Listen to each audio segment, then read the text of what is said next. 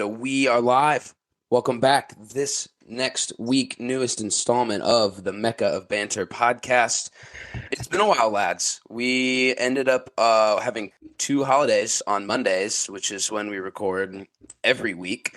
So that has thrown a wrench into the plans, but nonetheless, we have like so much footy to chat here today. So much has happened. The holiday fixture comes in fast and quick, and it's pretty unavoidable. And it did some teams well, other teams not so much. So before we get into it, check in with the lads. Nikki, how we doing down there? Still on the roller coaster that is Chelsea, but back-to-back wins for the first time since October. So happy to be here. New year. I had a New Year resolution of checking my Twitter a little bit more and starting to get a little bit more active in there. And Dangerous game. bad time. I was about to say, boy, am I not having fun Dangerous there? game. The slippery slope. It's a definitely a crazy world out there in Twitter. So yeah, we'll see. But glad to be here on Twitter. You can follow me at Hafey4. Like I said before, starting to get active. So hit me up on there. I didn't see anything. I've been active this period. I haven't seen any banter back to me. So we'll keep looking for you out there in the Twitter sphere. But Winks, my man, tough holiday What's up, season brother? for the Gooners, but we're glad to have you. Check in.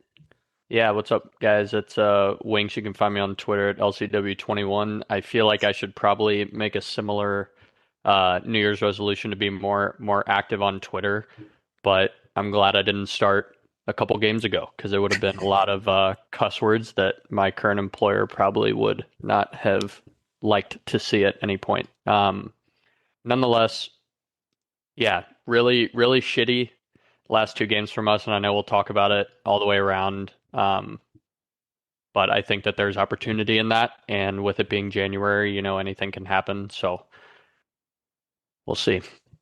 It is a long season, It is, bro. indeed. Dobes, how we doing over there? What's going on, fellas? First off, Happy New Year to all the Mecca listeners out there. Hope everybody had great holidays. It's sort of been a little bit of a roller coaster, kind of like Nikki said with United over the last couple of weeks. But my New Year's resolution in 2024 was to not let Man United control my life. So You're we will screwed. see. We will see how long that happens. First January coming up under the Sir Jim Ratcliffe regime. So we'll see. We'll sort of see what happens. I'm going positive into 2024. It may last a week. We play Wigan soon, so who knows? But so good to be here. Happy to chat some footy. We got a ton to cover. I was just checking in on our boys Bielefeld. Did they get relegated again? Are they in the third division? They've been relegated, and actually they lost this weekend. They went from 14th to 14th, so not too bad. Not too bad. It's basically just a wash of a weekend. I love that he immediately knew it too. Yeah, I pulled it up. I check it. I stay up on the boys. They're I was not like, anytime soon, but I was like, oh look, I'll just check on the Bundesliga 2, table and see where they're at. And they're not on the Bundesliga 2 table, so I kind of forgot about that. And I actually forget every time I host to check in myself. But this is AB Hoover 2, Andy Hoover, Young Yid on Twitter. And yeah, I guess let's dive right into it. So we're just gonna go club by club. Everyone's almost had 3 fixtures. Arsenal had 2, and Liverpool isn't represented today. So sorry, lads. Nikki, you guys had 6 points out of 9. Not necessarily the strongest competition, but with what's been happening, you've got to be pretty pumped with those results. What are the thoughts? What are the overalls? What do you think? Absolutely. Happy to dive into it. It's definitely an interesting time to be a Chelsea fan because the fixture that we started with that we haven't talked about since the last time we were on was Wolves, Chelsea. And it was probably one of the worst performances I've ever seen from a Chelsea side. Genuinely. I watched it with my 10-year-old daughter, and she was pointing out very obvious flaws in our game that a 10-year-old could see. So, it was not fun to watch. And Cuckoo came on late and scored a goal for us. So that was our only bright spot. But we did lose to Wolves 2-1. And obviously that completely shattered my day and did not have a good rest of the day. But then obviously coming into the Palace game, I wasn't having any high hopes after the performance we had just had. But I thought we had a great outing against them. We ended up beating them 2-1. I wrote, as I was saying before, I've been writing notes down on some of these games because I'm trying to have a little more context to these. But Nkuku started, and I thought he balled. He played really well. He's definitely a lot more direct than Cole is when he plays at the 10. I feel like when he gets the ball, he's immediately attacking the defense and is able to he tried to slip Jackson and Mudryk multiple times, and Jackson can't hit a broadside of a barn to save his life. I don't know what to think about him. Some people are still trying to talk to me. Like when I talk to some of the Chelsea guys, they're still trying to like think positive towards him. But every time I watch him play or touch the ball, I just don't see it at all. Mudryk getting on the score sheet in this game was huge. I think him finding form and building confidence is going to be critical for our future. One thing I didn't like about the Crystal Palace game was Poach made some awful subs. Absolutely awful subs. It was 1-1 at the time, and we needed a goal, and we were not playing that well. And like I've told you guys, we were doing a lot of useless possession, and we subbed on Thiago Silva. And I was like, what on earth are we doing? And we subbed him on for a wing back. So then we had nothing going forward from the right side because we had Diassi playing wing back. So like he then subs on another wing back later on to make up for his mistake that he made. Like I think it was the 60th minute, the 70th minute, and it's just like sometimes I don't know what he's doing, and that did not look good for me. Also, Olise on Crystal Palace is a freaking baller. So fun to watch. Watch that game at all, but wow, is he a baller? I know Chelsea also like wanted him for a while, and we had a bid in for him, but like, man, did he play well. He also had a goal, so he put in a performance. I also do want to say in this game, as I said, Thiago Silva did not start, and we had the youngest team in Premier League history, or not history, sorry, this year, and it's the youngest team since 2017. So, like, without Thiago Silva, our side is very, very young. And speaking of a youngster, I thought Gusto as well, playing right back for us, was phenomenal. Jake Wine, fellow Chelsea boy, obviously he's been on the podcast a couple times, like before the game called out him and Mudryk being on the same side was going to be dangerous, and that's exactly what happened and led to the Mudryk's goal. Gusto overlapped him on the left side, and he was able to have a tap-in goal. So I thought Gusto played really well. I will say, though, like I said it again, Jackson with his missed chances, it's so unbelievable. The stat that they kept throwing out when he would miss a chance was that Chelsea is leading the Premier League in most big chances missed. So that's just another great stat. You can throw Sterling in on that too. Absolutely. It's just his fair share. It's never fun. But another thing I wanted to point out with the Crystal Palace game was it was another different lineup. Like, we have not consistently had the same starting lineup in 2 consecutive games the entire Premier League season, and I think that is absolutely wild. And so every time we do, I'm going to keep bringing it up. But yeah, that's pretty much what I had on the Crystal Palace games. I don't know if you guys wanted to have any comments or if you guys watched it at all, but yeah, I was happy with the 3 points considering the performance we had against Wolves earlier. We've said it before, and like all of those cats that they bought and brought into Chelsea were young, desired talents from somewhere. But when you watch Jackson, like we all give ourselves a little bit of credit knowing the sport and knowing the game, and eye test is something relevant to us. He doesn't pass any eye tests, bro. Like there's not one thing that he's doing that I'm like, oh, he could build on that. Like he looks like he looks like a 12-year-old, like in a giant man's body that doesn't know how to control the ball, doesn't know how to finish, doesn't know how, like... Occasionally he goes on those runs where he dribbles with the ball, like, because he has the long strides where he gets going. speed. Yeah, he can cover a lot of ground quickly, but then he does something stupid. He looks like Bambi when he has the ball at his feet. That's literally my comparison to him every single time. There's nothing redeeming about it. And, when you guys got him, everyone was like, damn, that might be a hell of a pickup. Like every single one of those guys that you snagged is like, well, that might be a hell of a pickup. One other thing I did want to comment on, another Twitter shout that I saw was, you guys know the Billy Twitter Tottenham guy with the yellow jacket. He posted that picture of Dave Franco with the noose around his neck, and it was said, the caption was Poch making terrible substitutions late in the game to blow it, and it was him with the noose around his neck. It's like, first time. Yeah, so there was some of that everyone remembered from Spurs too. That was like, he's got that in him. He's got that to totally read the game wrong. There's always a possibility for Poch there. Yeah. Did you want to hit Luton?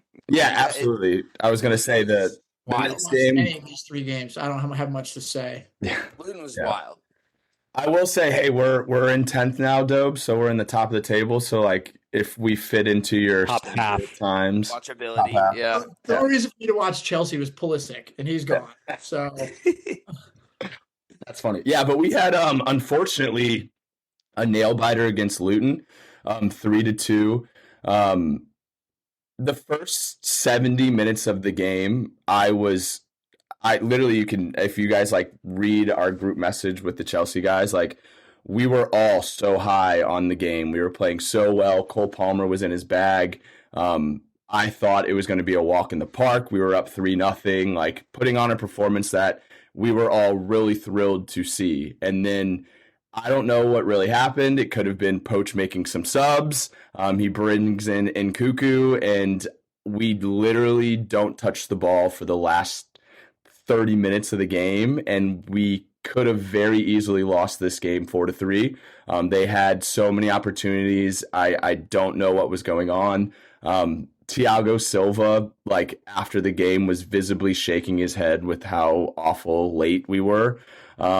It was not fun to watch late, but I will say we did get the 3 points, and we do advance, or we keep moving on from that. But when Nkuku did come on the field, one thing I like wrote down, like this isn't me over exaggerating at all. He did not touch the ball. Like 0 dribbles when coming off onto the field. He had 0 dribbles. He came on in the 81st. So like not crazy amounts of time, but the man did not touch the ball. And I just thought that was insane to me. Like you come on, you need to put in an effort to touch the ball, especially when you've been playing well. I'm sliding the rest of the team before I'm sliding Nkuku. The game that I watched from him was played against Palace, bro. He was the best player on the pitch. Yes, I agree. But then he comes in as a sub. We're trying to have someone bail us out a little bit and he just literally does not touch the ball. That's hard. So that's hard on him, I think. Yeah, I'm not. By no means am I down on Nkuku. I'm just saying that was not a great thing to see, him not touching the ball at all. By no means was I singling him out saying it's directly his fault. Do I think he could have put in a little bit of more effort to go and get it? Yes, absolutely I do. But another thing that I thought was interesting was Enzo didn't start against Luton, and I thought, obviously, I said before, for the first 70 minutes, Palmer balled out. At our 10 with Gallagher and Caicedo underneath him, and obviously Gallagher's been putting in shifts and he's literally undroppable at the moment. But yeah, I'm very excited to see the future with Nkunku back. I'm hoping that we play him and Palmer together and we give him some shots at striker. I'm not really liking the whole Nico Jackson with Nkunku underneath him because Nkunku's just feeding the ball to someone who's not going to score. So that's not great. The other last shout out I really wanted to say was Alfie Gilchrist. I don't know if you guys saw him. He was another one of those when he came onto the field. He came on late against Crystal Palace and also late against Luton. He's a 20-year-old Chelsea product. And man, does he put in the tackle. Literally the only 2 things he did in both games was just put in crunching tackles. And I love to see it. And that goes back to like kind of what I was saying in Nkunku. This guy, he's not a big name. He just comes in and like immediately wants to touch the ball. You know what I mean? Like I feel like there's a little bit of effort that can come when you're a sub, haven't been in the game, and you're expected to come in and make a difference. Is he a defender? Yes, he's a wing back. That's awesome. Yeah, I lied. He plays center back for our. I don't know if it's our U21s, but he plays center back for one of our academy teams. He's the captain, and then we're even playing him at wingback. Every once in a while you just need a good English boy. Yeah. To just get fucking stuck in, bro. And I don't know if you guys saw the Crystal Palace tackle. I'll have to send it to you guys, but boy did he get stuck in. I was like, who the hell is this dude? That's what you love. Yeah, obviously the only other thing I wanted to say is 3 off United, and it's our first back-to-back win since October. So not awful times. Brother, that's not a good thing, man. I will say though, every time one of our clubs is in a down spot, the first thing we always say is like, we're only X off of whoever. See, I haven't been able to say that all year. I haven't been able to say 3 points near anyone, guys. So like, I'm happy. The only 2 teams to score less goals than us this year is Sheffield and Burnley. You are comparing it, you are comparing it to nothing. I'm good. Well, that rounded up Chesley. They, 6 from 9. You can't be mad at that. And what I will say, I don't know if we've slighted it, but we've made a joke all year that can you do it on a Wednesday night in Luton? And a lot of teams haven't. We found out pretty recently that it's actually a pretty tough place to play, and they control. I hope they stay up too. I really do. They're fun to watch. Yeah, I was gonna piggybacking off of that. Like the as I said, the last 30 minutes of the game were a nightmare, and like the atmosphere of Luton had a lot to do with that. Like you could the faces on Chelsea's players were like in terror listening to them cheer the entire. All 10,000 of them. Yeah, this is what I'm saying. They were so loud. Like you go from like visibly on the TV that is 78,000 people to all of a sudden you feel like you're at a fucking training ground, like legitimately a training ground. Yeah, it's a tough place to play. I mean, they kept Spurs close. They tied Liverpool. I think it was 1-0 against them, or 2-1 or something. It was close against them there. The who's Andros Townsend? Quick shout out from the former Spurs lad. I think he's like 36, 37. What a name! He's still. Ross Barkley too. Barkley balls for them. He's balling, dude. And I've seen comps of him. When you're getting Twitter comps from a center midfielder at Luton Town, he's doing something right. That's really. To be fair, he's like their only guy that does stuff like that, but he does it well. He does it well for sure. We'll shift on over to Spurs, who had a similar run, I guess, to Chelsea. The results were 2-1 over Everton at Everton. Or no, I think that was at home. That's a lie. 2-1 over Everton, 4-2 loss at Brighton, 3-0 win at home to Bournemouth. My general thoughts are that they've all kind of looked the same. I think the most difficult performance of the most difficult game in itself was Everton. Hear me out. They were on a tear. Dyche ball is in full effect. They're playing really well. And that one took a lot more of a mentality, I think, to get over the line than, some of the others that are a goal ruled offsides. Like some of those games were tough to watch. Emerson Royale and Eric Dyer have been the center back pairing for all 3 of these games.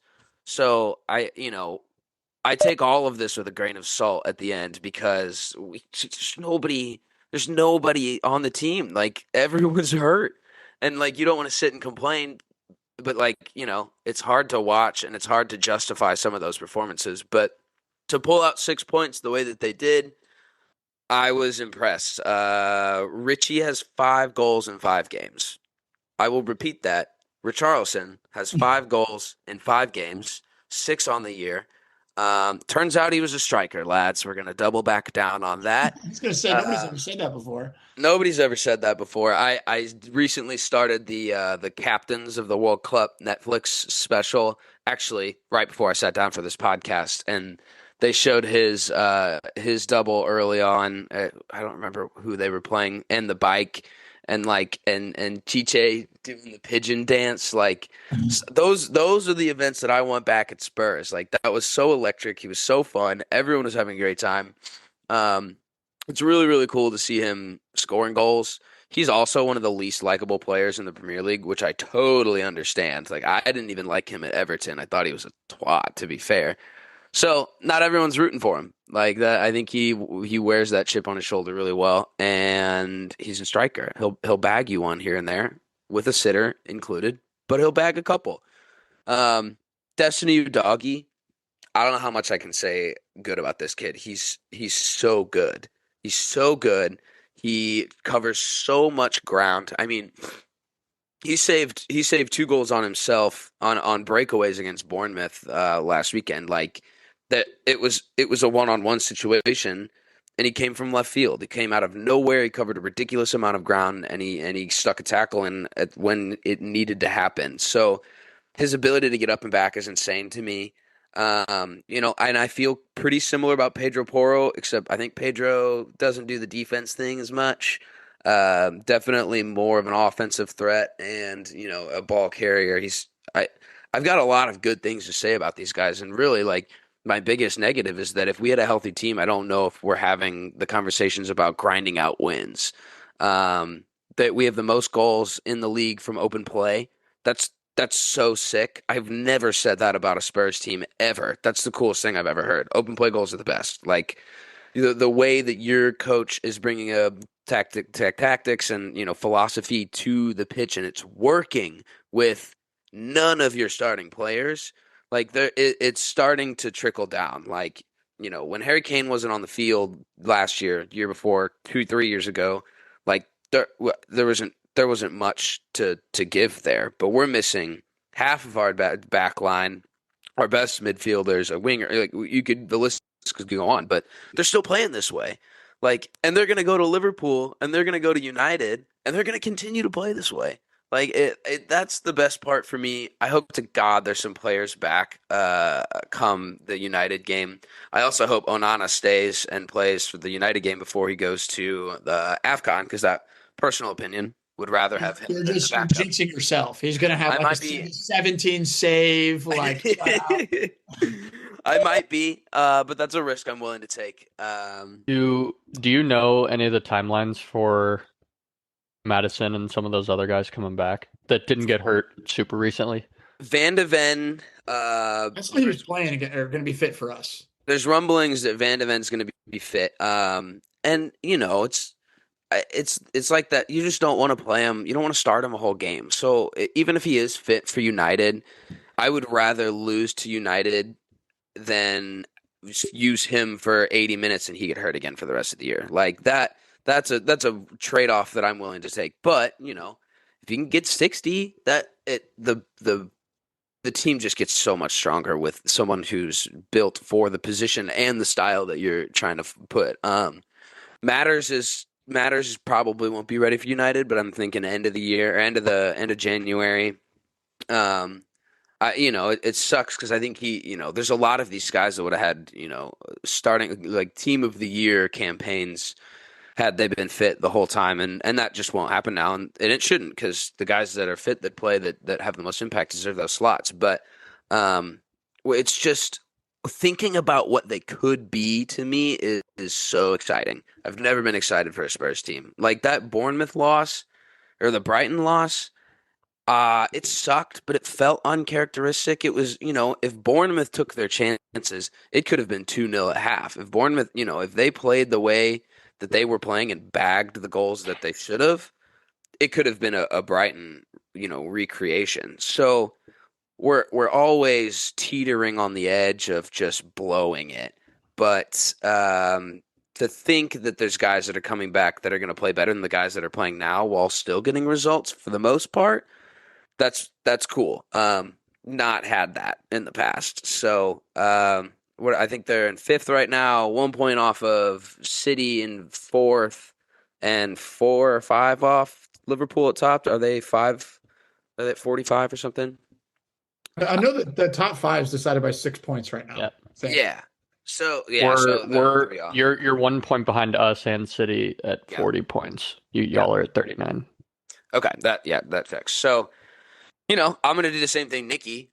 They asked Postecoglou at the end of the last game, and they were like, "You're only 1 point off of 4th place," and he's like, "We're only 3 off of the top, mate." Like the mentality shift that he's brought is so cool. Vicario, I haven't even shouted him out. I think he's been the keeper of the year thus far. Yeah, 100%. I agree. And he's just like, there's not been any howlers that I can think of that come to mind. Like, I know Allison's had some. I know We've had Araya, all of these guys you can just point out, and it's an individual moment. It's not, over the course of the year, but like he's just been so solid. Like it's cool. He's a freak. I love him. Like his cat. Like he makes the most exaggerated saves you've ever seen. I was worried for you guys trying to replace Lurie, and I think you guys did a really good job. Yeah, I don't know how to. Lloris to LA, by the way. Lloris, yeah, Hugo came across that little announcement video from him, and he's like, "Come on, black and gold." Yeah, I'm just that like, was Jesus weird. Christ. They've got their very own Berkey now. And he was at the tail end of his career, I think. Anyway, I think that's probably a great move. I'm sure he and his wife and family are going to love Los Angeles. Who doesn't? But that was wild too. It was like, and yeah, I've said it from the beginning. Vicario, it was a Brighton signing. It was just like, hey, statistically, this kid's great. He's not on a great team. We think he matches with this style and personnel really well. And he did. And, he had nothing but respect for Lloris when he left and posted something like, I'll do the best that I can. And like, that'll bring a tear to your eye. Hugo was a legend. At the end of the day, Hugo's a Spurs legend. We don't have a ton of them. He played 11 years, captain for a couple. It's hard to deny the impact of what he had when he was there. And, I want to say the things that they accomplished when in reality that was getting to the Champions League final. But nonetheless, like it was a huge, like he was the only keeper I'd ever seen. Like I picked up on Spurs in 2011, 2012, and that's all I really knew. So it was weird, mixed emotions on that one. It sucked that he kind of went out the way he did, but I'm glad that there was a little bit of class at the end with it, and he basically sat himself out and said he wasn't going to play until the right move came, which sucks. But also, Foster was probably going to play over him because you can't really have that attitude. So, before we move on for Spurs, the compliment that I texted Hooven Hennis this weekend, I said the thing about Spurs is, and you guys can think differently, but like to me, they're the most entertaining team in the world to watch. Like I've watched Barcelona, I've watched Real Madrid, I've watched these top team plays. And the reason for me is it's must watch TV with Spurs because when they're good, they're really, really, really fucking good. Like beautiful football, attacking. And then even when they're losing in a game, they're still trying to go for it. Like they're still going for it. They're still pressing forward toward like Spurs may not be good, but the game is always entertaining. Like regardless if they're winning, regardless if they're losing, like even against Brighton, like all of a sudden you were like, hang on a second. Like they may be back in this game. It's one of those you can't turn your eyes off of. And I think that's what's cool about Spurs this year. I used to watch Spurs strictly because I was a diehard Harry Kane fan. One of my favorite players in the world. Love watching that guy play. And now I watch Spurs every single week because you just don't know what you're going to get. no idea. They may be the best team in the world. They may like break you down. Sunday maybe score worldly. Or they may look like shit, but they're still entertaining. And I think that's a compliment to some extent because some of the games like shouldn't have looked that way against Brighton. But at the same time, Ange sticks to that guy's principles and they go balls to the wall and they're not going any other way, man. Dude, going from Conte and Mourinho to this, like I can't. Polar opposites. I can't even like the Conte Mourinho way works really well to win things and when you have the right personnel. Like Mourinho more or less changed the game when he was at Porto and won the Champions League based on his philosophies and based on his principles, which was if you let in 0 goals, you will not. It's hard to lose the game. Like that is just what it was, and that's what it's been for him everywhere. And he's done really, really well with it. He's the chosen one, whatever you want to call him. And Conte's very similar. We never had those players. Spurs never had those players. They were not mentally built for that. They were not tough enough. We never had depth. The squad itself wasn't strong enough for them to carry like that. Conte said at one of his press conferences, finishing in the top 4 for us this year would be like a final, or would like be winning a trophy. And Ange is like, fuck that, mate. We're only 5 off the top. So, like, there's just something different, man. There's something different. These guys care, and they're not looking at it like a a task, like a build their resume type thing. Like Ange is just hoping for the best at all times, every 90 minutes. It's just, hope for the best. Like, hope we can string some passes together and put some goals in the net. Go power friendship. But yeah, it has been fun, and God, I don't know. What do you expect? I hope the guys come You back. won't say it. You won't say it, but you're right in the title race, my friend. There's who's not? Like, dude, Villa's in the title race. Everyone's in the title race. I'm not Arsenal gonna was say what? it. Arsenal was what? 8, 9 points clear last year. And Yeah, it anything's it's possible. anything's possible. I'm never gonna be the guy to be like, we're gonna make a title charge in the second half of the year because that's just never happened in my I life. won't. So, Thoughts on this Regulon rumors? He's already back. He Or was is it on. official? I know the player talk happened, but I don't know if it was official. He was on loan. He was on yeah, loan. Then he's going to come back, and I don't think Spurs wants him, so he's going to go on loan somewhere else. I think. Yeah. Okay. I think that's the situation. And I always thought he was okay, but I also think he plays like an out and out wing back role that United was employing way better than what he would fit in with Ange. Like I don't think he's the ball carrier. I don't think he's, inverted and stuff like that. So some of those guys are just going to lose their places, and if he's one of them, I always had high hopes for him, but also that's how this sport works. He did well for himself. He did just fine. Oh yeah, Marta, good for him, He brother. did well for himself. Good for him. But yeah, moving on. Hopefully some players come back healthy. Over to the other side of North London, where it was not a happy festive fixture period by any means. 2 losses on the bounce, a loss to West Ham and a loss to Fulham. Winksy, dark times or are we bouncing back? We'll be bouncing back. I think that this is kind of like what happened to us towards the end of last season. And, I think it was JP that might have said it, but better for something like this to happen now than at the end of the season again. Because now we have the time and we have the time before the end of the season, as well as like really before our next Premier League game, which is against Crystal Palace on the 20th, to kind of reset. But I mean, to start, we lost 2-0 to West Ham at home. They have our number this year, knocking us out of the Mickey Mouse Cup as well. They seem to have our number, but that first goal, I don't know if you guys watched it, was for sure out of bounds. They didn't have a conclusive angle, but dog, the angle that they did show of the goal line, what's his face's thigh was completely behind the white line, and you couldn't see the ball. It was because it was in front of his thigh that was also behind the line. So, I mean, I get it. Like they didn't have a definitive angle to tell because his thigh's in line with the camera, and then the near side post is in line with the other end. So super shitty. Obviously, a big momentum changer for us, but also nonetheless a huge clusterfuck defensively. I don't really know. We had like 5 guys around the 6, and just no. I was like, what the hell is going on? So regardless of if it was out of bounds or not, the fact that we just seemed to forget what we were doing and what our job was in that moment, obviously wasn't a good sign at the beginning of the game. But with that being said, it was a huge momentum swing because we controlled so much of the first half as far as chances went. I think that was. I talked to Dobes about it not too long ago whenever I saw you last, but maybe it was they kick around, but we just aren't clinical enough right now, man. Like we possess the ball so well in the final third, and creating chances, but when it comes to putting it in the back of the net, although we're relatively better at it this year than last year, it's still not good enough. Raya had a good game, saved a pen near the end.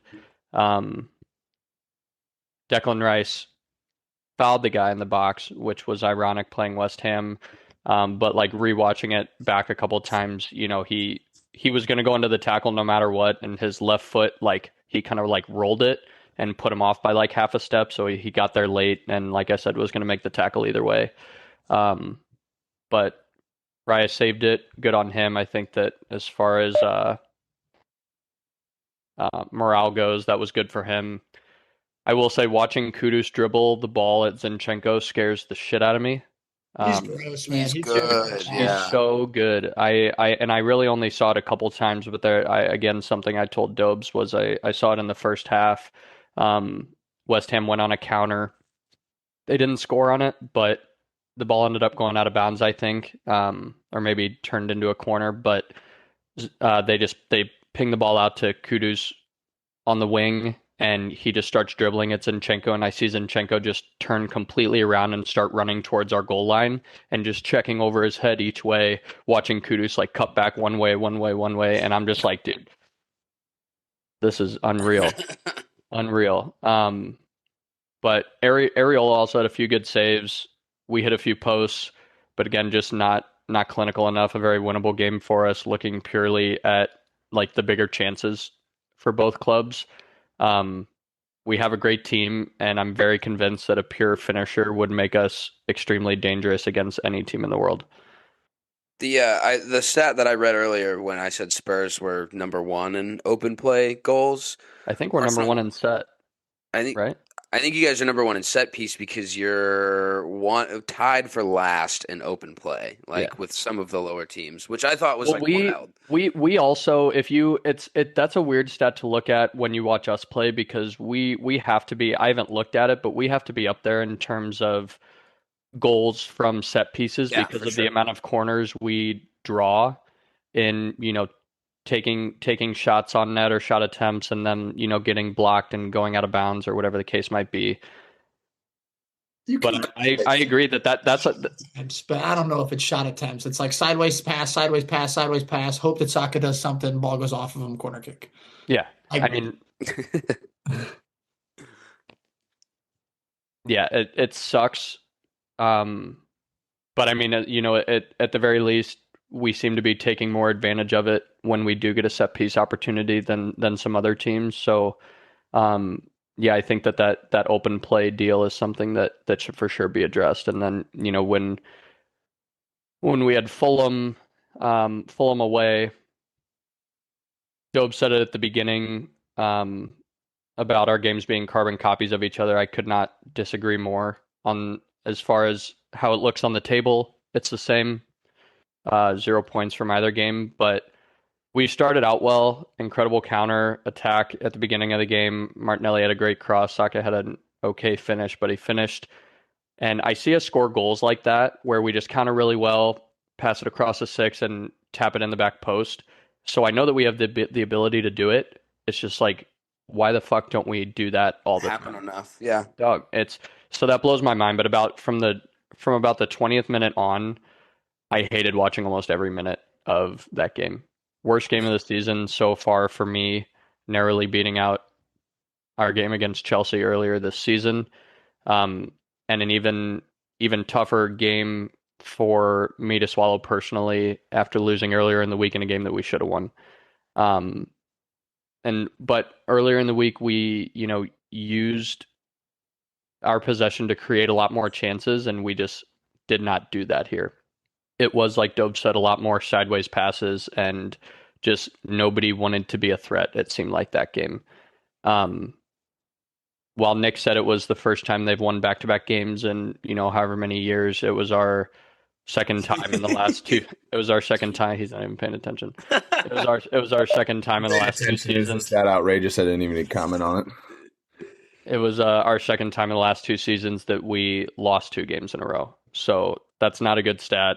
I don't have much else to say about that game in particular, but in this league, we've all seen it, especially with how close the race is at the moment. You're supposed to win the games you're supposed to win. And by no means has Arteta lost the dressing room, in my opinion, but there needs to be some sort of refocus for the rest of the season. And, that's going to start with Liverpool on Sunday, I think, in the next round of the FA Cup. We have them at home, which is good news. And in other good news, Urian Timber's supposed to be back training by himself early this month, and then should be good to go for our Champions League game against Porto, which I'm, obviously super excited to have him back. I feel like letting Raul Jimenez score on you in the 2023, the year of our Lord, should be punishable by points deduction. That guy's still scoring goals. It's insane. And when he does it, it's like, oh my God, he actually scored that? Like, ridiculous. Winks, I'm curious your thoughts on like this January transfer window, because to me the obvious is like you need depth, like wingers. So much people say, obviously, you guys need a 9. Like, obviously, a 9 is important. But then again, when I watch Arsenal, I'm not like watching Nketiah and Gabriel Jesus be They garbage. don't have the ball nearly as much as our wingers do. That's what I mean. But I'm not watching them in the 6-yard box put a ball 10 yards over like Jesus or Jackson. like Jackson, like Nunez. Like, I'm not seeing him get those exact same chances. Like, I think you need wingers to, like, 'cause Saka can't play 3 times a week. You need somebody to play on the right, whether that's Jesus, whether that's Nketiah, whoever it is. Like, Martinelli hasn't been the same Martinelli, not to say he's not effective. And then you bring Trossard in, but Trossard's playing through the middle. It's like, I'm curious, like, what's your target going into this January? Because I think your back four with a Timber healthy is kind of set. Like, Yeah, your back I think we're fine. So I'm curious what you're like, because you need something for this, like, title push, so to speak. Yeah. But I'm curious what you think it should be. Yeah, as far as what it should be, I don't know if I fully know. I think that a backup for it's weird because we've played Kai on the wings and in the midfield, and same with Trossard. There's not like a clear backup winger. Trossard and Havertz just kind of like go if one of them isn't starting, they just kind of get put where we need them. But I agree. I think that like getting an out and out winger to either start start a third of the games and give our starters some rest, or be able to come off the bench and like play a role that they naturally play, not like forcing Gabby Jesus onto the wing or Nketiah or Trossard does well out there, but as far as January goes, we were supposed to get Ivan Toney, as you guys probably know, but I don't think that's happening this January anymore.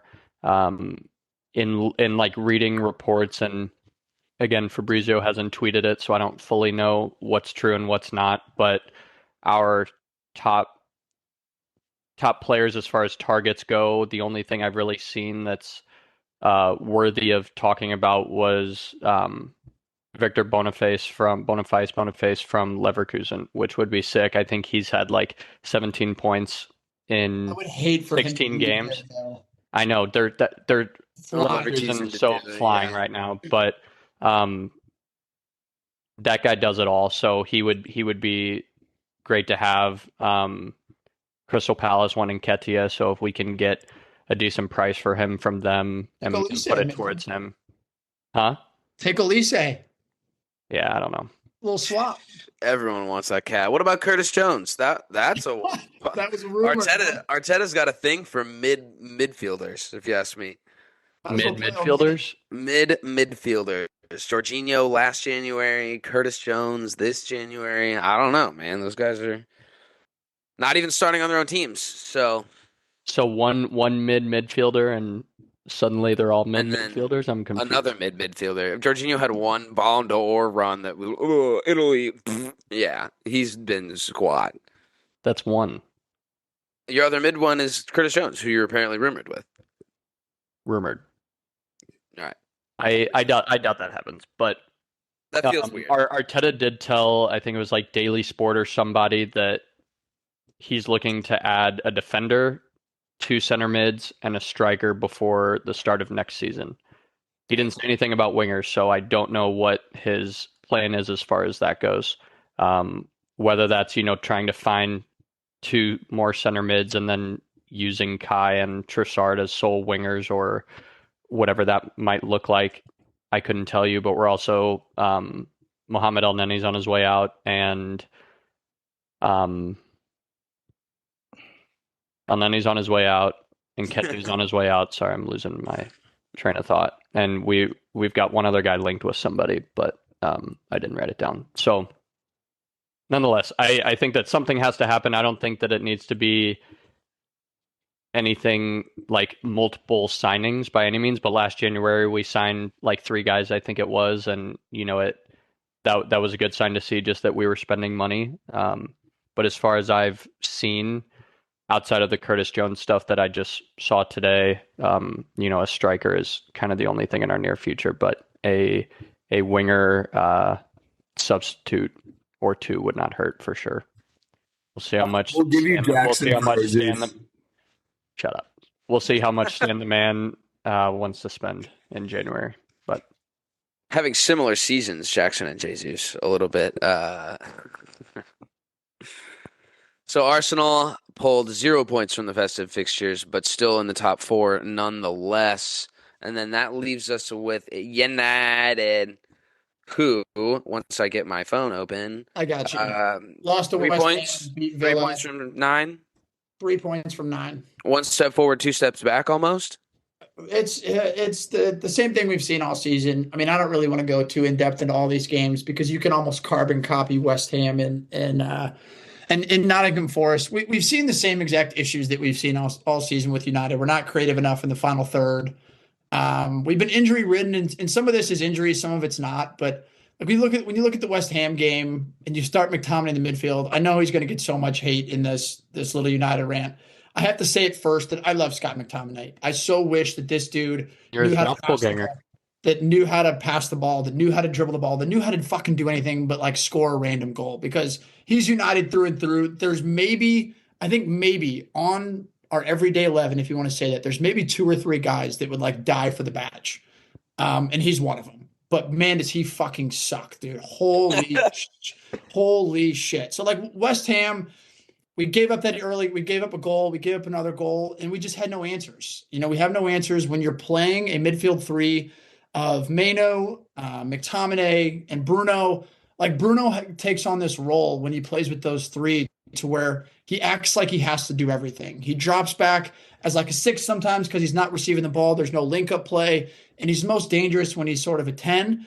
And so the midfield doesn't have any balance when that happens. And that's exactly what we've been seeing all season. And therefore, there's no creativity going forward.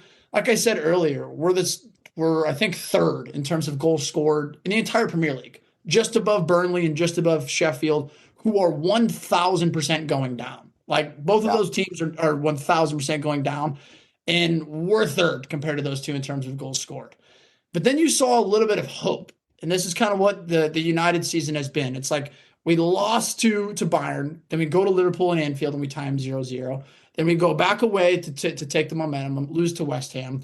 Then we go to have a very, very good Aston Villa side at home. And yes, the first half was bad. 2 of the goals were almost carbon copies of each other. Cut back, nobody marking, nobody defending, bang, goal. One was from a cross, I believe, and it was tapped in, and one was just a McGinn ball played back to him. But in the second half, we saw a little bit of positivity. What I mean by that is Eriksen being back into that team. He played with Bruno almost exclusively last season. And what he's so good at doing with Maino, he knows how to drop deeper into the midfield, link up play between Maino and Bruno, allow Bruno to play in those areas to where he can just be nothing but a creator. And that's exactly how we scored 3 goals in that game. So we came back in that game. I got to mention it. I have to mention Højlund's goal. I know that he didn't play at the weekend. Højlund getting that goal in the manner that he did and the way that he did, the relief on his face, the kid almost crying. It's like you can say that he should have more goals before that. You can say whatever it is. He's a 20-year-old that is supposed to be a talisman for United who should not have to be the guy that we're relying on, but we are. So for him to finally score a goal was massive. And then it's actually kind of funny because Hoover texted me the morning of the Nottingham Forest game and was like, United money line, question mark. And I responded instantly, and I was like, typically what we've done is we've taken 1 step forward, 2 steps back, and we can't build on a result. And that's exactly what we saw at the weekend. A little bit of the blame can go on Ten Hag if you want to say that. Kobe Mano started with the same Eriksen and Bruno. So much of this was also the fact that Højlund got sick before the game. We were forced to play Rashford as a 9 with Anthony out right and Garnacho out left. And what that does is, we've talked about this how many times on this podcast, that Rashford's not a 9. He can't do it. Yeah. He can't do it. Which is and we wild. just came off a positive. He can't do it on the wing though, it seems either. So where do you put him? We came off on the chill. We came off on the positives of Garnacho, Rashford, and Højlund. Garnacho on the right side was dynamic against Villa. Højlund through the middle does so much pressing. He does all the dirty work. He's so important to how we can press and play a high line. And then Rashford off the left works so great. I was thrilled for this Nottingham Forest game because I thought that's the front 3 that we're going to see. Then Højlund gets hurt. We don't have a backup 9. Martial's been sick, whatever the fuck he is, for 3 weeks now. Nobody has a clue. And, Forest 100% deserved to win that game. Like, I'm not even going to sit here and say they didn't. But we made a sub at halftime. Kobe Manu came off. I know a lot of people are disagreeing with it. But Kobe Manu in the first half of that game wasn't the Kobe Manu that we'd seen. He's an 18-year-old he's a little bit tired, but what he's so good at is he's so good at cutting off those angles in our own box, making those defensive blocks. And if you look at both goals in that game, McTominay loses his man twice. On the second one, he's literally marking Diego Dalot. He's 1 foot away from Diego Dalot. Ball's played back. Brilliant finish by Morgan Gibbs-White, who's a wank, by the way, but he's sick. Slides the ball into the side of the net. Game goes 2-1. We can't back into the game. So it's a lot of the same for United. But I think, I'm choosing to be positive. Not only that, because all last summer, all the season predictions that we made, everything we have said was built up to this club needs a reset. We need to be sold. We need a new owner in. And starting this January, we have that. Thus far, we have, Blanc is going to be our CEO. If you guys know anything about him, he's ran the Olympics. He's ran the Tour de France. He's a proper sporting director. Then I'm sure if you guys watch United, you've seen the bald guy sitting next to Sir Alex or Dave Brailsford. What's going on right now at United is they're doing a 4-month review of everything top to bottom, from the coach to the staff to the trainers to everything. There's a full review. Then there's rumors that we're going to bring in a Paul Mitchell, who's going to come in to be our sporting director or head of recruitment. And, subsequently, we were looking at Dan Ashworth to either be the head of recruitment or sporting director, with Paul Mitchell. So there's a lot of positives going on in terms of what we need to see. Like, it's no secret that at United, go back to how many times have we said it? They need open heart surgery. Paul Mitchell. Isn't that the lad that does the hair product for Garnacho's hair? Same guy? Cuts it too, actually. That was clever, but look at this guy's CV. Look at this guy's CV for players that he's found. And then you have Dan Ashworth, who's actually currently the sporting director at Newcastle, who are interested in. But then the combination of all these guys we're bringing in is what has me excited, because starting right now, Sir Jim Ratcliffe and his staff, even though they aren't necessarily active yet, because it still has to pass through the Premier League, they have final say on all signings. So I'm curious to see what happens. Where there's rumors of these guys we need to sign, there's rumors of these things that need to happen. The one thing that I hope they do is I hope they don't give up on Ten Hag. I really don't hope I hope they don't give up on Ten Hag, because he said it best. Last year, we outperformed what we should have been for the players that we had. And this year, we're underperforming based off of the injuries that we have. Ten Hag has said multiple times that he wants to play a certain style of football, but he can't play it with the current players that we have. Last year, he didn't get a Frankie de Jong. He didn't get a Todibo, who now we're trying to sign. He didn't get all the players that he necessarily wanted. So my positive going into this year is the fact that we're playing once a week. We're bringing in proper people to run the club. We may actually look like a sporting club more so than a commercial club. But we'll see what happens. I don't necessarily know what to predict, because every time I've gotten positive about this club, they've brought me right back in the shitter. But there's a lot of positives going forward, so we'll see what happens. Nicky, go. To be fair, he answered my question. I was going to say, with all of that, do you think it's going to turn out well with this new ownership? Are you? You answer that with your positivity, which I respect, and I would hope you would want that in your new ownership. It can't be worse. Sir Jim Ratcliffe's taking over. He's a Manc through and through, born and bred United fan for his entire life. Owner of Ineos, very successful. Has already come out and said that he's not taking any dividends out of the club for 3 years. He's reinvesting $300 million back in Old Trafford. So he's saying the right things. And I don't necessarily think that we'll learn a lot this January about sort of the direction that they want to go. I think we'll learn a lot in the summer, because I think appointments will happen through the middle of this spring, sort of moving into the summer window. And then we can sort of see what takes place. And I think that Ten Hag is that guy that he's a great identifier of talent, but can he get the guys on his own? He can't. He needs people in power to spend the money correctly, to get rid of the players correctly.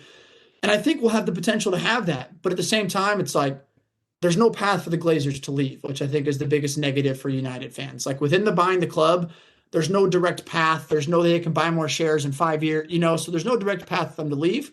So I'm positive that, Sir Jim Ratcliffe and the Ineos team will take over, all sporting actions. But at the end, the leeches are still there. The leeches are still there. They want to still make money. They're a commercial club. We're the biggest commercial club in the world, and we're not a sporting club.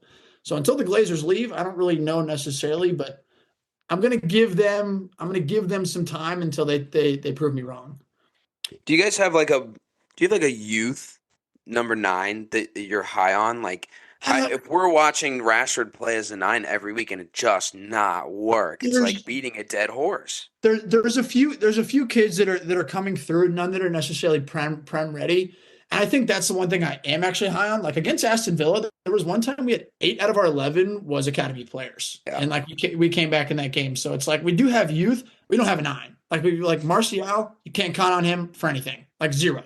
Like that guy is out. He's supposed to leave in January. Hopefully Saudi comes in and offers us 100 million for him or something stupid, and we fucking sell him off because we need a 9. We're right now we're relying on a 20-year-old to be our talisman and score as much as he possibly can. And then you have Anthony outright, who doesn't cross the ball. So it's like our attacking woes will continue until we can figure out how to do it correctly. Yep. Well, you mentioned it earlier. Our preseason predictions are up on Winks' computer screen to his right. And we are going to dive into our top 4 predictions that we made at the beginning of the season. We're also going to roll through our combined 11, which, spoiler alert from Winks, does not sound like we've made very many good picks. So we'll start with the top 4s. I'll let Lucas Winks pick it. Yeah. Hoove, since you're hosting today, I'll go with your top 4 first. And so just going 1 through 4, you had City winning the league, Arsenal finishing second, Still possible. United finishing third, Still possible. and Villa finishing fourth. Still possible. I mean, possible. At the end of the day, Still possible. We're playing once a week. We're playing once a week for 6 months. Then you had Chelsea at 5th. Okay. That one Still possible. Still possible. I don't remember what my thought process was on just like literally giving up on Liverpool. But I know that I think we like saw them sign McAllister, and for whatever reason we just thought that like Mo Salah would start to downtrend maybe, and didn't expect. I don't think they had signed. I don't think they had signed Sabasly yet. Low blow job. It was also, I know that this definitely went into it. It was Klopp's 7th year at the club. Yes. Historically, his 7th year is the one where he sucks and then leaves at the end of the year. So that was last year, though. But again, still possible. I thought that was a conversation that I was like, there's no way. No, I remember having a conversation, yeah. I don't hate it. I don't love United up there. But, and I just completely left Spurs off the entire thing, which... Who's going to think that the Australian was going to do it? Not me included as a fan. That was just never possible. Yeah. Dobes, going 1 through 4, you had Arsenal, Manchester City, United, and Chelsea at 4. I know. Trust a poach, but he shit the bed. I did too, dude. I mean, you would have thought with them spending $1 gazillion and getting a new manager... You would have thought. I thought there was potential there. Who knows, though? We're only halfway through. There's potential for anything to happen, which I think makes this interesting. But nonetheless, not a bad top 4. Nikki, you did not have Chelsea in your top 4, but you did have City winning the league, United finishing 2nd, Arsenal finishing 3rd, and Newcastle finishing 4th. United shout was wild. Newcastle. To be fair, I still think we'd be in this title race if we stayed healthy all season. I will say that. Same shit, different year. Newcastle's wild too because they started out doing well. Like we were. I should have realized them being in multiple competitions this year was going to drastically affect them, and I didn't take that into account. I also I want to say. I got a lot of stick for not having Chelsea in my top 4 from Chelsea, like some of my Chelsea friends. And I was like, I would beg for that right now. Beg for that if we get 5th. I love seeing Newcastle in the shitter. Fuck them. Fuck everything that's about them. That's a good shout about them playing twice a week, too. Do you remember what happened to Leicester, bro? Leicester got pummeled in the Champions League in 2016. Winksy, what was yours? Wild, yeah. So you and I had basically the same top 4, just switched around 1 and 2. But I had Arsenal winning the league, City coming in 2nd, United 3rd, Villa 4th. So, yeah, Villa shouts. I had Liverpool at 7 and Spurs at 9, which looking at that were not good takes. But I'm pretty sure I had Liverpool I think pretty that low. as far as Spurs go, we just had no idea what Ange was gonna do. I didn't, and so naturally I thought the worst. Yeah. You were lucky I put you in 2.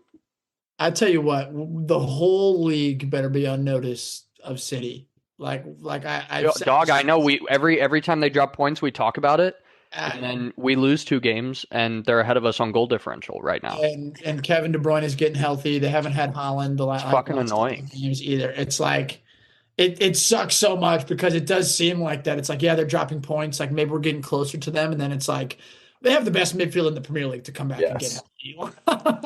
They're also, I read this, they're the only Big Six side and one of the only top 10 teams currently that are not going to be affected by AFCON or the Asian Cup at all. There's not one player going to AFCON or the Asian Cup. We're like, Spurs are losing 3 of their best players. Like, Nico Jackson is going. There's some rumors. I don't want to be the guy to say this on the pod. Is Pep a little racist? Is Pep a little racist? I mean, couldn't be my manager. Wow. He did say some wild shit during COVID or during his line was he was listing off essentially the different like races of people that were on his team, and then he said, and then there's normal people. Yeah, dude. That was so out of pocket. Back at it, bro. Insane. But yeah, I think generally speaking, our top 4s, with the exception of Chelsea, no banter, just is what it is right now. I think that with the exception of Chelsea, all of those are very possible. And which is why I love that this season is as long as it is. I love our Villa shouts too. Yeah. And I'm glad that that's holding up. Like they're a force to be reckoned with. Yeah. And one thing that looking at it, and we'll talk about it here in a second for our predicted team of the season, but we don't have a single Villa player in our predicted team of the season. Wow. Which it is what it is. A team can, still finish high without having a player in the team of the season. We've seen it before, but I feel like we should move into our predicted team of the season. Do you guys want to go position by position, or do you want to go like back line, midfield, forwards, and talk about them? Real quick, who would you guys put from Villa in the team of the season? Like beginning of the year now. Now. Like that. Like I don't know if there's anybody that like maybe Douglas Luiz. Yeah. Or is Watkins? I mean, he's got 9 goals. He's got 8 assists too.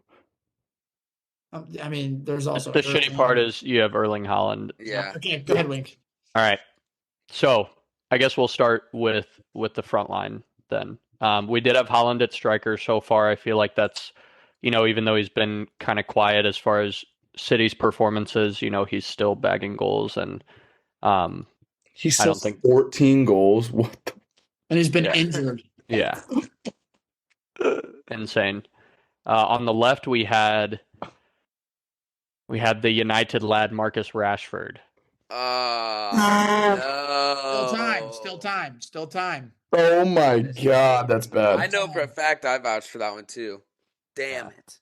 Well, I mean, to be fair, after his last year and then preseason, it was a valid take. Yeah. Again, similar to Spurs, like I don't think many people could have predicted exactly what has happened. I'm pretty sure I threw out Son as my vote for. He's back with his ex-fiancée in second half season. Oh yeah, that's what you were saying. I remember that. Him and his fiancée broke up. They're engaged. Son has the same amount of goals now than he had all of last year. So I know for a fact that played into me being like, I don't know if he's still the same guy. Like it was gonna be his team.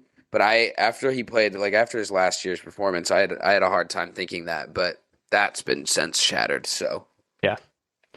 On the right, we had Bukayo Saka, which I think, I hate to say it, but Mo Salah has that right side locked up pretty well right now.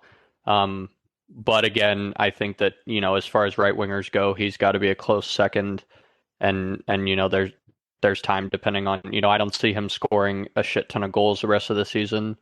He definitely will score some, but I think that, one of his biggest strengths for potentially getting into this team is going to be getting assists and putting balls at the back post or swinging them across the six. Let's throw in like who we think is in it now. So Haaland we're good with. But No Rashford. gotta shout out Solanke, man. Dude, I love that guy, bro. Yeah, I 12 love goals. him.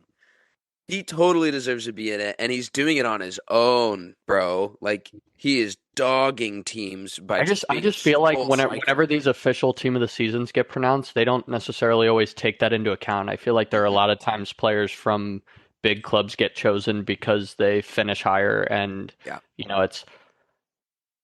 I agree, but it's tough to predict what the actual team is going to be, knowing that they do that a I lot know of he's times. been playing in the middle, and Henry gave him a little shout out too today. But Phil Foden has been playing well also. He's If one we of want those to throw him on cats, the like, wing.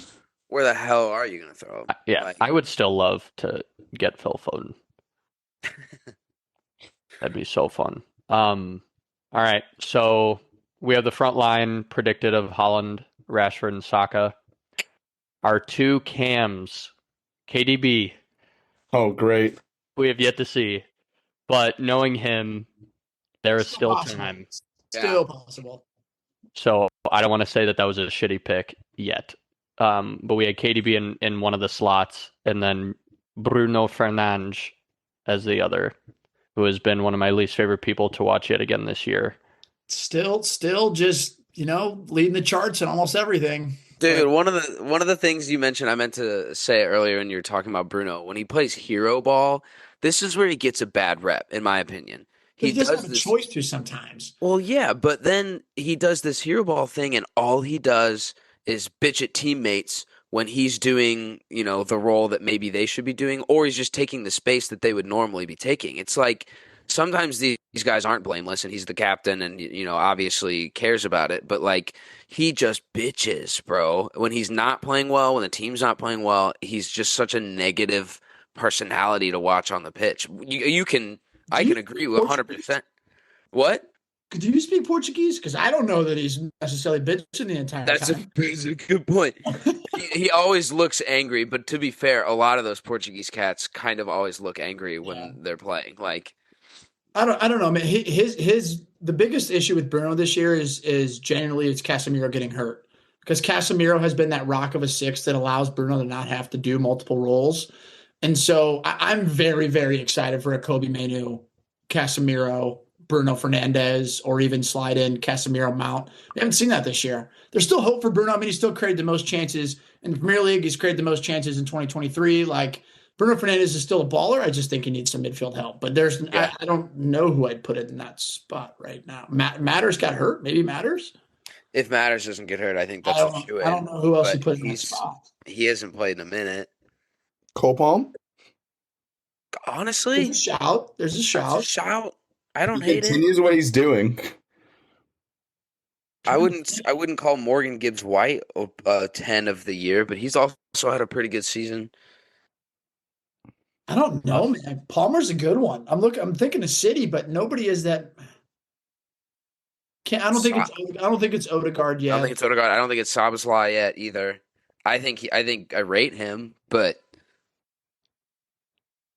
I don't know. I don't know either. No idea. We did have Rodri at the 6. I think he's a lock still. Yeah.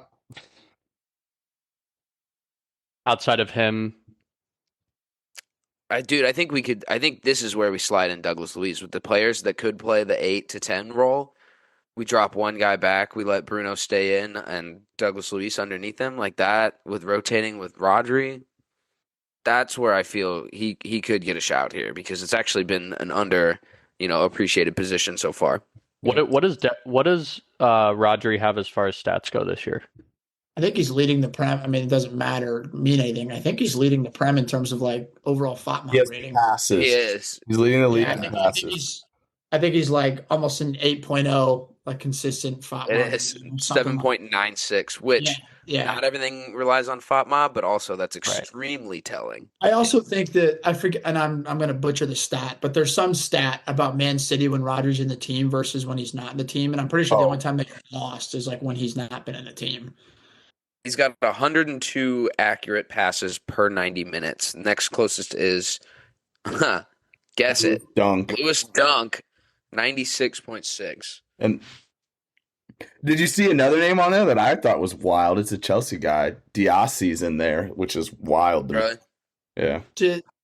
I don't know. It's between Declan Rice and Rodri. Like I almost think you Yeah, find for sure. midfield. I almost think if you actually do the team this season, I almost think you put like Rodri as the 6. Rice. Declan is in. Yeah, Declan is. Yeah, the, Rice and Rodri. I don't think it's tough because a lot of these guys, right? Like with that 6 spot, you take so much more into account defensive stats versus offensive stats, and so it's like you guys have watched Arsenal games and seen how Declan play. Like he plays more as an 8 being box to box, but just like defensively, the amount of balls he intercepts and the amount of like plays he breaks up. Obviously, it's tough to compare when he's got Rodri playing the same position. He's fucking immense, bro. But And in any world, saying that. in any world where a club could have both of those guys in their midfield, I will say he might be the king of the sideways backwards pass.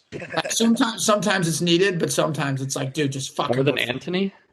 No, Anthony's just doesn't complete passes. Period. Declan Rice loves himself a backwards 5-yard pass. Backwards, open up for some space, give you another option, or at least look like you are. Yeah. I know the fine. All right, and then onto the back line. So far, I think that as far as guys that we like in that position, Haaland is the only one. We've made arguments with injuries and with, other guys performing better up until now. Haaland is the only one of the front 6. And Rodri. So 2 City boys. Saka could. Saka's got a shot. Yeah, I know. I agree, and I obviously selfishly want him there, but I just think that halfway through, Mo Salah's having a better season so far. Yeah. So 2 for 6 in our opinion so far.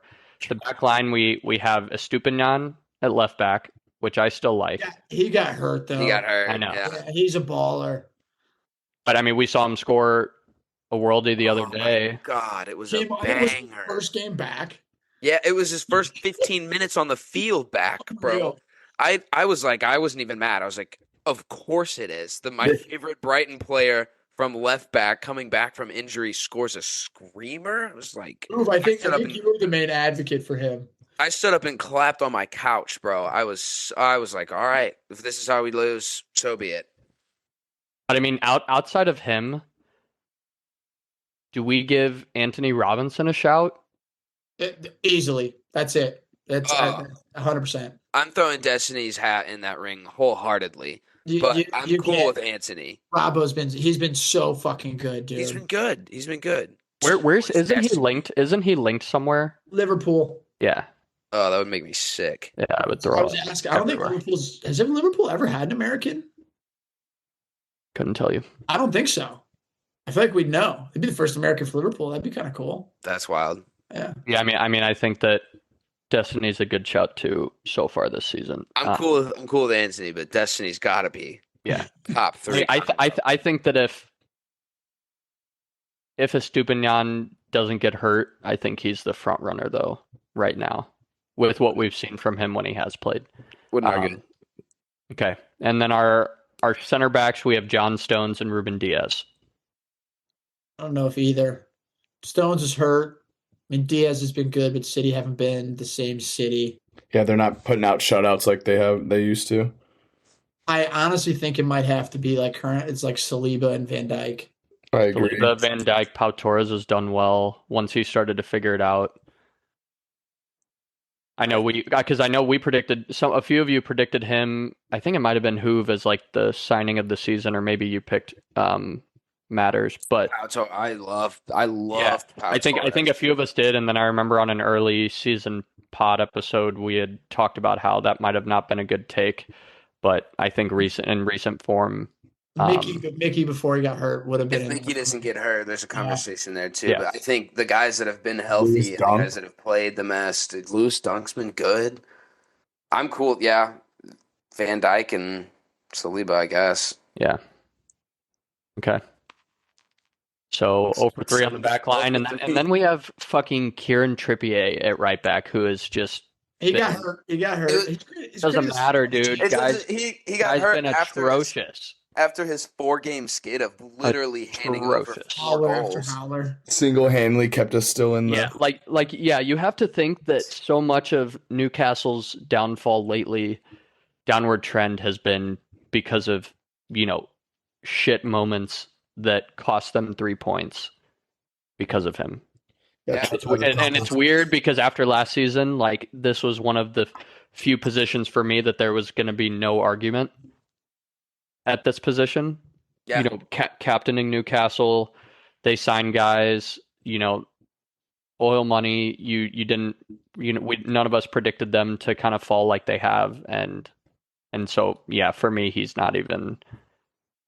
He's still tied with Pedro Neto in 3rd most assists in the league too. Like he's so bad defensively, but Trent. No, I'm saying Trent has been so fucking good this year. Yeah. I don't know who I put there.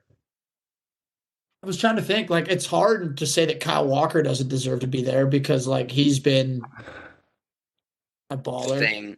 He's just kind of not. It's been good. Like Pedro Porro's been good. I think Delo even gets a little bit of a shout. I really like Delo. I think he's the right back, left back. I don't know. I generally don't know who to put there because I'm not putting Trent. No, he doesn't play defense. Fuck that guy. I don't know either.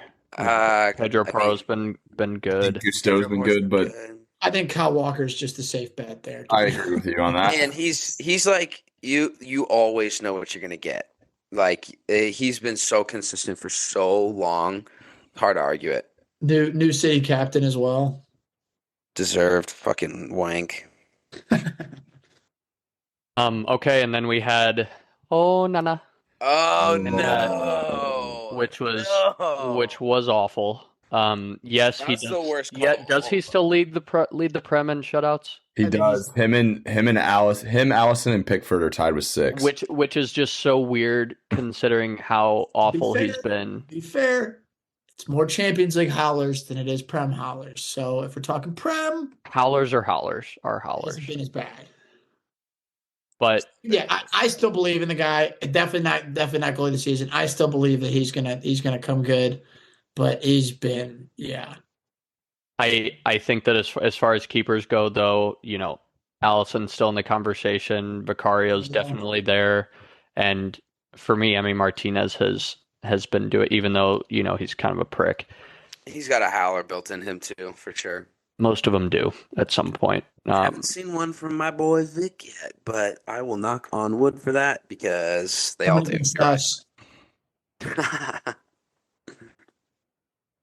We'll see. But yeah, so boys, we might not know footy like we thought we did with this lineup at the beginning of the year. Jesus. It's also very hard to do, and it was a way too early prediction. Yeah, and I think that was might have even been like the title of the episode was like way too early. I think it was, yeah. Predictions. So with that being said, we didn't have a lot of we just had last season to go off of without knowing who was going to get hurt and when, and how certain managers were going to transform clubs, so to speak. Who's the most surprising guy on our 11? That we put on the 11 before the season. Who's the most surprising to you guys? As far as how they've done? Rashford. Rashford. I mean, Rashford and KDB for me, because obviously nobody thought he was going to be hurt up until, however many more weeks he's out, a couple, but yeah, him and Rashford. Trips is up there too for me. Like he was so consistent last year. But also I said this to Flan on the Mecca group chat, like these howlers he's had recently, I've seen them before, lads. I've watched it. I saw it firsthand and was a part of it and called for him to leave to go to Atletico Madrid. So this is just all coming back to me now, and turns out he's got them in him. There's a few players in the Prem that we need to start having some conversations on, but not today. Martinelli. You're always thinking about us, man. It's crazy. No, right. Just Martinelli. Rent free. But that wraps us up for this week. Thanks for tuning in to this week's installment, Mecca of Banter. Always a good one. Happy to be back after the last few weeks. And follow us on the socials. We're going to get more active. We've all got New Year's resolutions. We're going to make some TikToks. Hen said he's going to get one a week. Who knows? I'll maybe try and keep up with that. Maybe we try and bring back the Mecca bet of the week too. We kind of stopped doing that. Good. I've also been on a just ridiculously bad skid of gambling, so I've taken a little break. I've taken a little break from it, and I think I'm also for sure making a burner. 100%. That Bama dive call last night scared me. But oh my god, different time. The QB dive. I don't care about nothing but Tide. I wanted Blitz. It's Bama Blitz. Anyways, cheers, boys. Follow us on the socials, TikTok, Twitter, everything. We're active. We're out there. Happy New Year. And lastly, shout out to our boy Josh Yarrow for getting married over the break as well. Josh, hope you had a great time in Santa Barbara. No idea where you're going on your honeymoon, but we're stoked to see you back on the pitch this season too. Off the market, both on the field and in life. Both on the field. He's winning. Life. He is winning. That's my dog. All right. Cheers, boys. Checking out. Cheers.